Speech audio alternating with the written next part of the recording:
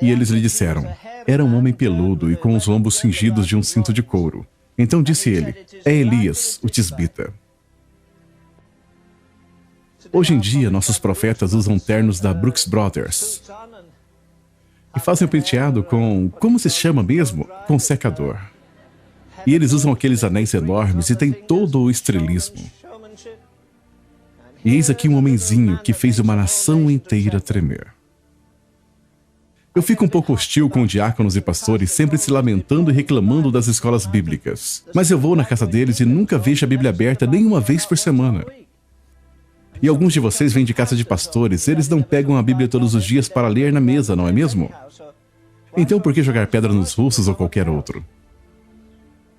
O juízo deve começar na casa de Deus. Como diz uma antiga canção, não é meu irmão, não é minha irmã, sou eu, Deus, que preciso orar. Mas atualmente a maioria dos pregadores são estúpidos. Eles conseguem fazer piadas pouco antes de ir pregar. Eu vou dizer o segredo de pregar, não que eu tenha encontrado, eu só redescobri na palavra de Deus. Isaías 66:2. Para este homem olharei, o que treme da minha palavra.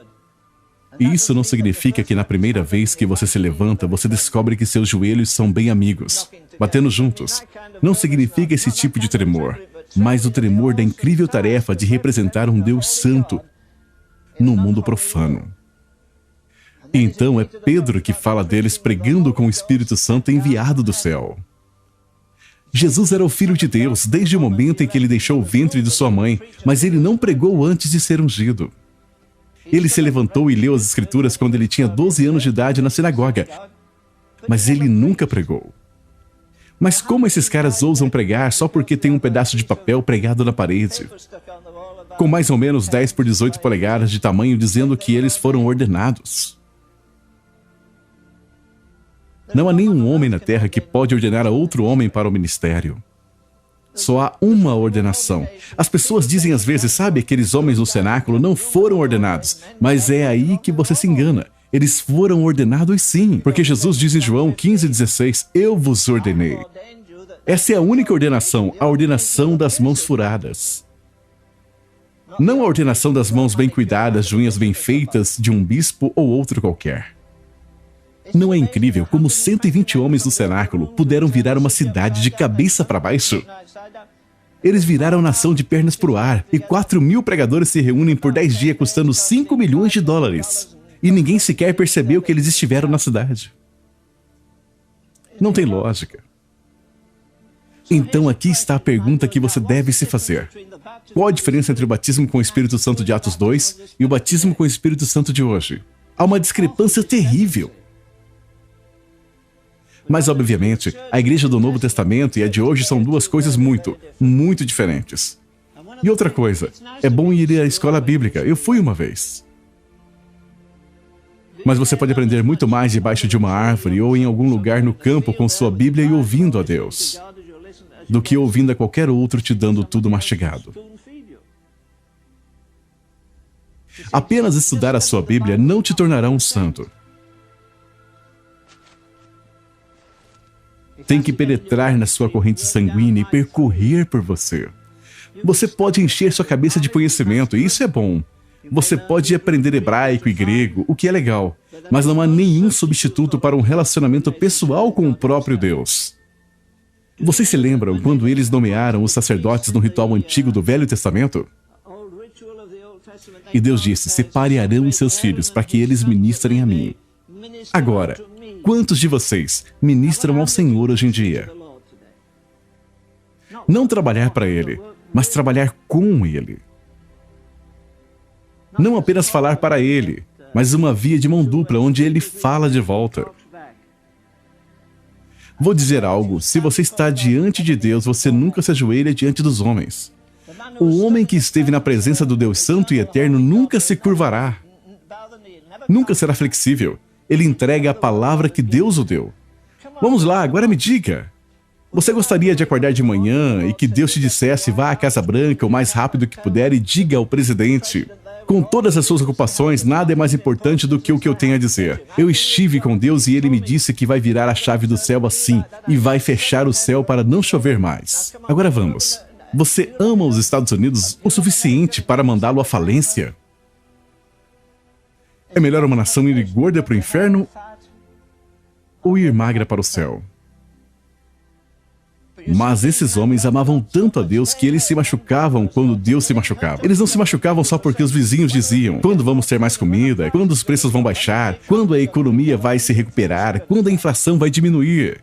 Quantos pregadores vocês acham que vão ao púlpito neste domingo dizer: escutem, os Estados Unidos passaram mais de uma semana machucando a Deus, quebrando os seus mandamentos. Estamos violando os seus sábados. Estamos legalizando o aborto, estamos legalizando o homossexualismo. Estamos do lado do diabo. Você não se tornaria o homem do ano. Antes que você terminasse, os diáconos te fariam sair pela porta da frente. E a glória de Deus desceu. E numa noite ele disse: quantos de vocês creem que o Espírito Santo ainda é o mesmo? E que ele virá sobre as pessoas e quebrantará os corações? Venha até a frente. Milhares de pessoas foram até a frente. E ele disse: eu comecei a impor mãos e todos eles caíram no chão, mas eu nunca disse para eles fazerem isso. De repente alguém disse: oh, meus olhos foram abertos, eu posso ver. Oh, meus ouvidos foram abertos, eu posso ouvir. Oh, minha perna aleijada, eu posso senti-la. E eles começaram a pular e saltar, louvando ao Senhor. Sabe, não se faz isso em um culto decente. Só se faz isso em um culto indecente. Sabe, muitos de nós perderemos o status na primeira vez que o Espírito Santo descer num culto. Todos nós abandonaremos nossas críticas negativas também. Não é incrível como muitos pregadores acreditam na Bíblia de capa a capa até que realmente venha um miraculoso? Mas cristianismo que não é sobrenatural é superficial. Você não pode separar o sobrenatural deste santo e magnífico Deus que nós temos. Acho que uma coisa que me impressiona é como nossa memória é curta. Todos nós. Quão rapidamente esquecemos as misericórdias de Deus. Quão rápido esquecemos os juízos de Deus. Você pode levantar todas as estatísticas, mas em nome de Deus, por que não paramos de olhar para as dificuldades e não olhamos para Deus? Então eis aqui um homem. Ele orou e o fogo caiu. Ele orou e o povo caiu. Ele orou e a chuva caiu. Você gostaria que ele fosse diácono na sua igreja? Sabe, nós temos muitos Acabes hoje em dia, mas pouquíssimos Elias. Talvez devêssemos mudar a pergunta, não: onde está o Deus de Elias? Mas sim, onde estão os Elias de Deus? Você acha que está preparado? Seja você um professor aqui ou um aluno para ouvir a voz de Deus dizer: escute, eu quero que você saia e encontre uma caverna e fique lá 3 anos e meio até ouvir a minha voz. E em seguida você vem e se levanta diante de reis e governadores. Eu digo isso com todo respeito. Sabe, não é muito difícil fazer gravações e agitar as pessoas. Não é muito difícil escrever livros. Eu escrevo livros. Mas me diga, onde estão os homens que podem fazer cair fogo do céu hoje em dia? Qualquer um pode comprar nossas gravações. Quase todo dia as pessoas me perguntam: você está escrevendo outro livro? Você vai escrever algum livro sobre o trono do julgamento? Algum livro sobre adoração? Não precisa de muita coragem moral para sentar numa cadeira giratória, pegar minha Bíblia e anotar algumas referências e encontrar um monte de coisas acumuladas aqui na minha mente. Mas se eu encontrar Acabe pelo caminho? Aí um cara vai e deixa o machado voar, mas tem muita gente e ele não quer que ninguém perceba. Então ele tem que cortar a árvore com um cabo.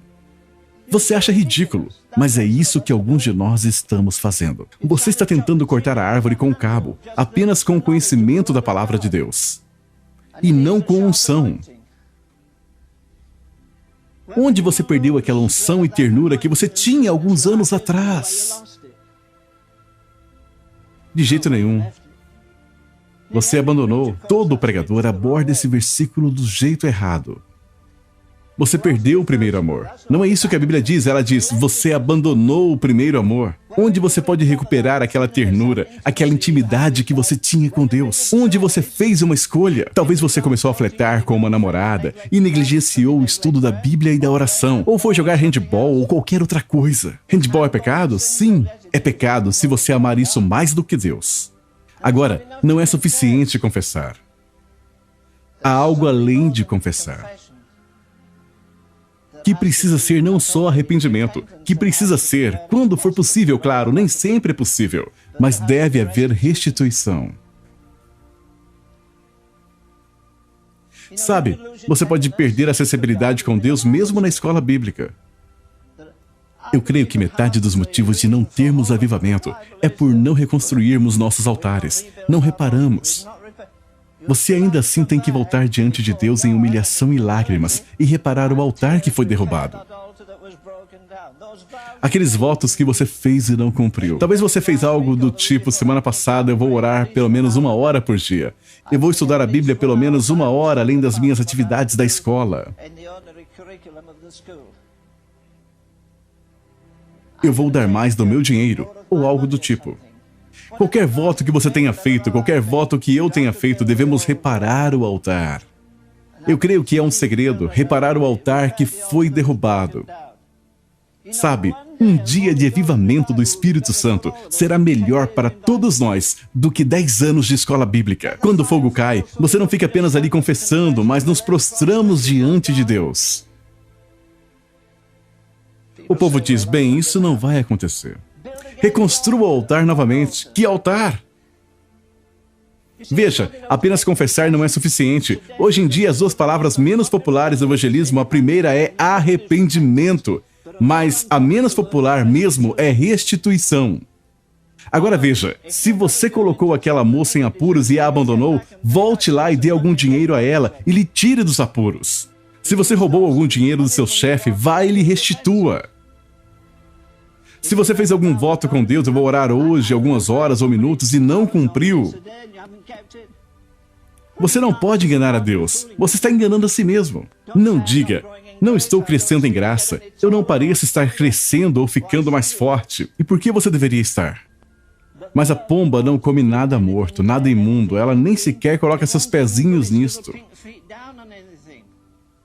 Essa é uma ótima ilustração, porque se você estiver morto nas suas ofensas, transgressões e na carne, o Espírito Santo não virá. Ele pode vir para te convencer e dar um impulso, mas ele não vai habitar no seu coração se tiver imundície e corrupção aí. Você pode chorar, clamar e fazer todas as confissões, mas não receberá o Espírito Santo. Que frase forte. Louvado seja o nome do Senhor.